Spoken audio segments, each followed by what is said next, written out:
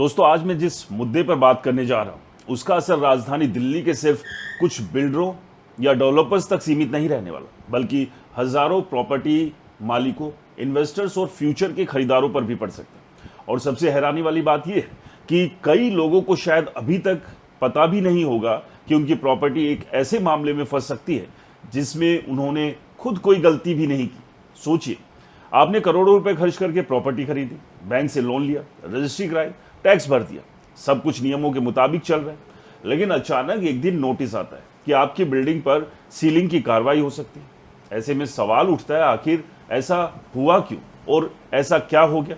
क्या सरकार पुराने मामलों की जांच कर रही?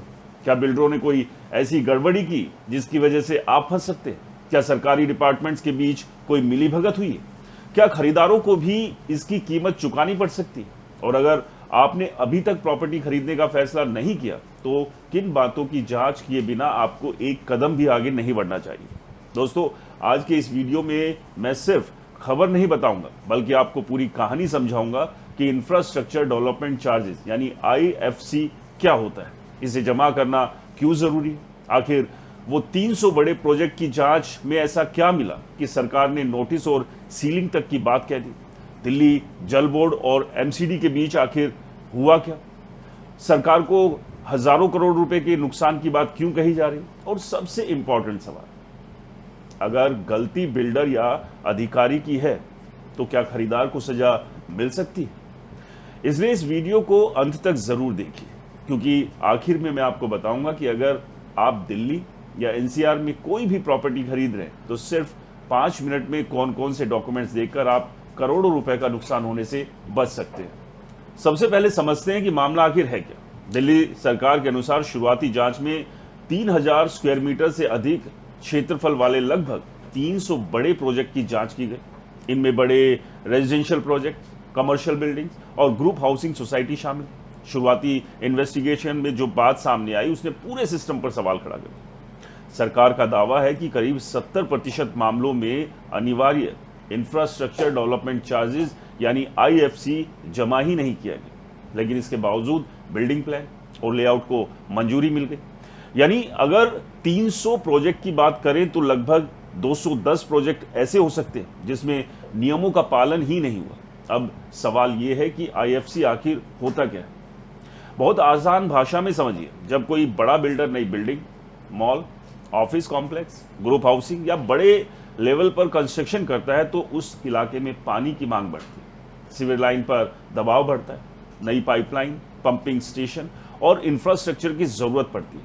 इसी एक्स्ट्रा बोझ को संभालने के लिए दिल्ली जल बोर्ड इंफ्रास्ट्रक्चर डेवलपमेंट चार्जेस लेता है। यानी ये कोई टैक्स नहीं, बल्कि फ्यूचर के इंफ्रास्ट्रक्चर के डेवलपमेंट के लिए जाने वाला चार्ज है। जैसे अगर किसी गांव में अचानक 500 नए घर बन जाए तो पुराने पानी की पाइपलाइन पर्याप्त नहीं होगी, नई लाइन डालनी पड़ेगी। उसी तरह बड़े प्रोजेक्ट के कारण शहर के इंफ्रास्ट्रक्चर पर एक्स्ट्रा दबाव आता है, इसलिए IFC जरूरी माना जाता है। दोस्तों, नियम साफ कहते हैं कि जब तक IFC जमा नहीं होगा तब तक लीगल NOC नहीं मिलनी चाहिए और बिना NOC के बिल्डिंग प्लान को मंजूरी नहीं मिलनी चाहिए। लेकिन इन्वेस्टिगेशन में आरोप है कि कई मामलों में दिल्ली जल बोर्ड के लेटर हेड पर जारी कुछ पत्रों के आधार पर MCD से मंजूरी ले ली गई, जबकि भुगतान रिकॉर्ड में रकम शून्य दिखाई दे रही है। यानी जहां सिस्टम को कहना चाहिए था कि पहले पैसा जमा करिए फिर मंजूरी मिलेगी, वहां कथित तौर पर पहले मंजूरी मिल गई और पैसा जमा ही नहीं हुआ। यही वजह है कि अब सवाल सिर्फ बिल्डरों पर नहीं बल्कि सिस्टम पर भी उठ रहे हैं। दिल्ली सरकार के मंत्री प्रवेश वर्मा का कहना है कि कुछ इंजीनियर और कुछ MCD कर्मचारियों की भूमिका भी जांच के दायरे में। उन्होंने ये भी कहा कि कुछ अधिकारी रिटायरमेंट के करीब थे, यानी सरकार को शक है कि सालों तक कोई ना कोई ऐसी प्रक्रिया चलती रही जिसकी वजह से हजारों करोड़ों रुपए का रेवेन्यू प्रभावित हो। अब सरकार पिछले 5 साल के सभी बड़े बिल्डिंग प्लान, लेआउट अप्रूवल और दूसरे रिकॉर्ड्स की जांच करा रहा है। इतना ही नहीं, अधिकारियों से पिछले 10 साल, 5 साल और 1 साल के दौरान पास हुए बिल्डिंग प्लान का डेटा भी मांगा जा रहा है।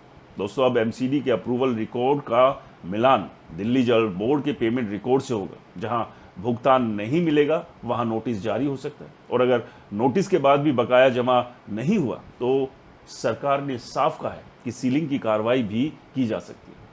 अब यहां सबसे इंपॉर्टेंट सवाल आता है कि अगर आपने किसी बिल्डर से फ्लैट खरीदा है तो क्या आपको डरने की ज़रूरत है? दोस्तों, मेरी राय में घबराने की ज़रूरत नहीं है, लेकिन सतर्क रहने की ज़रूरत ज़रूर है, क्योंकि हर मामला अलग होगा। अगर किसी प्रोजेक्ट में बिल्डर ने नियमों का उल्लंघन किया है तो जांच का केंद्र पहले वही होगा, लेकिन अगर फ्यूचर में डिपार्टमेंटल कार्रवाई होती है तो खरीदारों को भी डॉक्यूमेंट्स दिखाने पड़ सकते हैं। इसलिए अभी से अपने प्रोजेक्ट के सभी approval, NOC, completion certificate, occupancy certificate और उससे रिलेटेड डॉक्यूमेंट्स सेफ रखिए। अगर आप नई प्रॉपर्टी खरीद रहे हैं तो सिर्फ ब्रोशर देखकर फैसला मत कीजिए। बिल्डर से पूछिए कि आईएफसी जमा हुआ या नहीं, एनओसी लीगल है या नहीं, अप्रूवल लेटर किस आधार पर मिला। ये सवाल पूछना आपका राइट है। अब एक और दिलचस्प बात समझिए, सरकार ने मई महीने में आईएफसी की दरों में 70% तक की कटौती की थी ताकि लोगों पर आर्थिक बोझ कम हो। एक उदाहरण से समझिए, कैटेगरी ए और बी कॉलोनियों में चार्ज लगभग 13.18 लाख रुपए से घटाकर करीब 5.40 लाख रुपए कर दिया गया, यानी करीब 59% राहत। कैटेगरी ई और एफ में इसे लगभग 3.29 लाख रुपए से घटाकर 2.70 लाख रुपए किया गया, और जी और एच कैटेगरी में लगभग 70% कटौती के बाद चार्ज करीब 1.62 लाख रुपए रह गया। यानी सरकार एक तरफ चार्ज कम कर रही थी ताकि लोगों को आसानी से भुगतान कर सके, और दूसरी तरफ इन्वेस्टिगेशन में आरोप सामने आया कि कई मामलों में भुगतान हुआ ही नहीं। यही विरोधाभास पूरे मामले को और गंभीर बना देता है। दोस्तों, अब सवाल ये भी है कि क्या इससे दिल्ली के रियल एस्टेट बाजार पर असर पड़ेगा? मेरा मानना है कि अल्पकाल यानी कि शॉर्ट टर्म में कुछ बड़े प्रोजेक्ट्स की जांच बढ़ सकती है, खरीदार ज्यादा सतर्क होंगे, बैंक भी डॉक्यूमेंट्स की जांच और सख्ती से करेंगे। लेकिन लॉन्ग टर्म में अगर सरकार ट्रांसपेरेंसी बढ़ाती है तो इससे ईमानदार बिल्डरों को फायदा होगा और बाजार में भरोसा मजबूत होगा।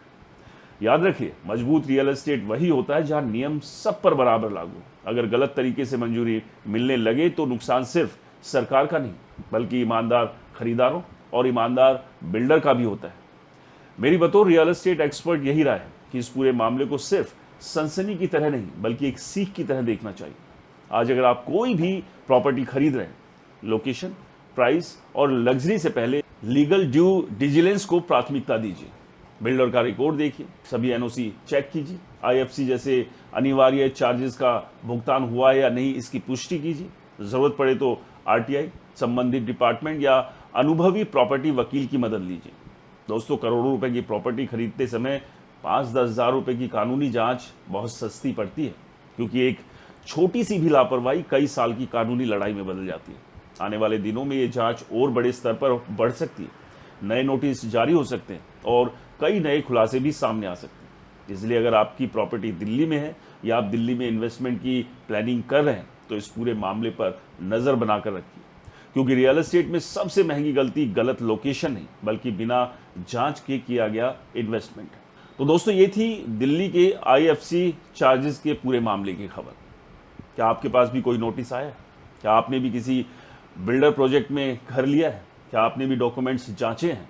और क्या आप घर लेने की प्लानिंग कर रहे हैं? कमेंट्स करके ज़रूर बताएं। वीडियो पसंद आया तो इसे लाइक करें, ज़्यादा से ज़्यादा लोगों को शेयर करें, अपने दोस्तों को, परिवार के लोगों को, ताकि सबको इस खबर के बारे में जानकारी मिल सके, ताकि अगर वो घर लेने की सोच रहे हैं तो तमाम डॉक्यूमेंट्स को जांच ले, और अगर घर ले लिया है तो बिल्डर से जाके पूछे कि उनके पास सभी संबंधित डॉक्यूमेंट्स पूरे हैं या नहीं, या फिर उनके दरवाजे पर नोटिस की दस्तक होने वाली है।